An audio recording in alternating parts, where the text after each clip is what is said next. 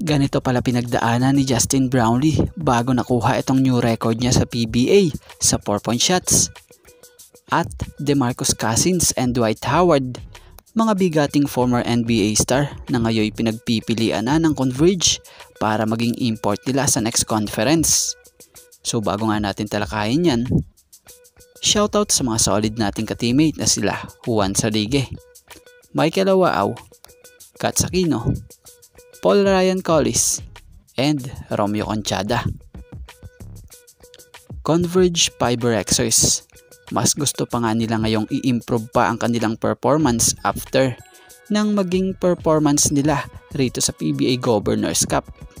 Ninanais ng Converge ngayon na gawing matibay ang kampanya nila sa PBA Commissioner's Cup kasama ang napapabalitang pagkuha sa former NBA star na si DeMarcus Cousins. Dahil ayon nga sa naging update na nabasa natin sa post ni Fast Break Credit po na nakasaad nga rito na DeMarcus Cousins also considered as Converge import.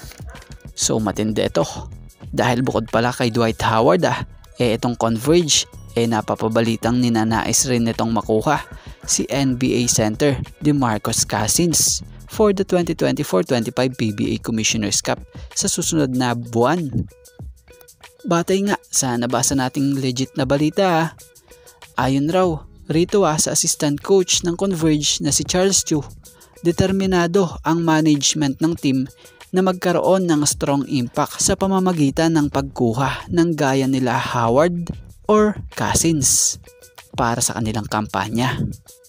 Kaya naman abangan natin soon kung sino ang mapipiling import ng Converge, si DeMarcus Cousins na nga ba or etong si Dwight Howard.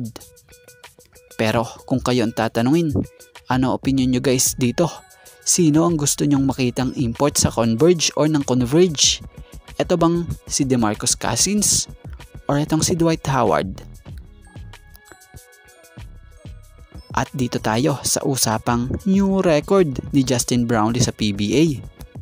So mainit na balita itong tinalang new record ni Justin Brownlee sa PBA para sa pinakamaraming 4 points na tinala sa isang laro na kung saan nagtala siya ng 5 4-point shots sa loob ng 6 na attempt niya dito sa nangyaring laban nga po kontra SMB sa Game 1 semifinals ng PBA Governors Cup sa 49th season.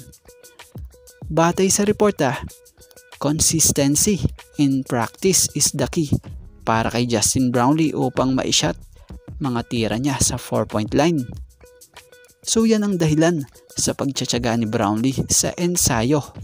Ito ang naging resulta ng kanyang pag-ensayo.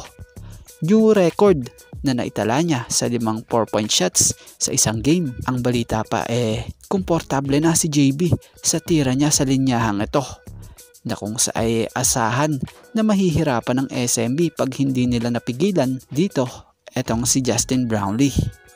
So yan sa ngayon mga ka-teammate, ito nga lang po muna ang ating sports pasada, and thank you for watching guys, and God bless everyone. Shoutout sa mga solid nating ka-teammate na sila Juan Saligue,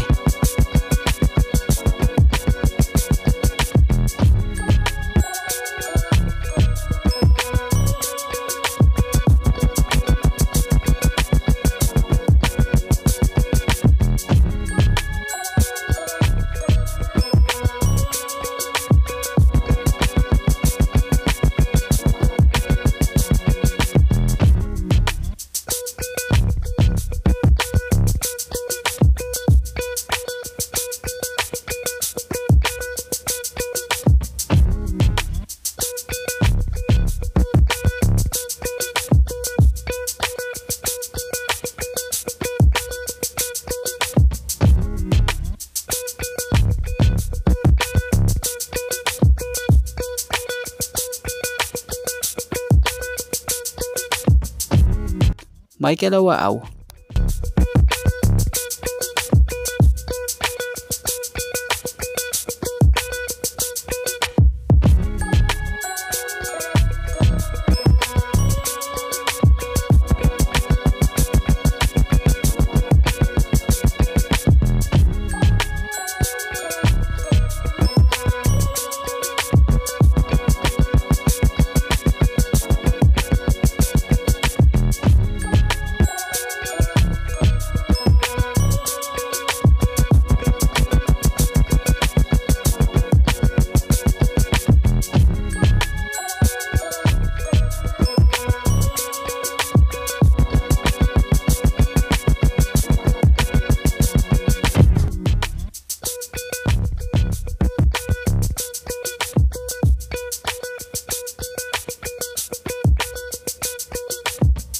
Katz Aquino.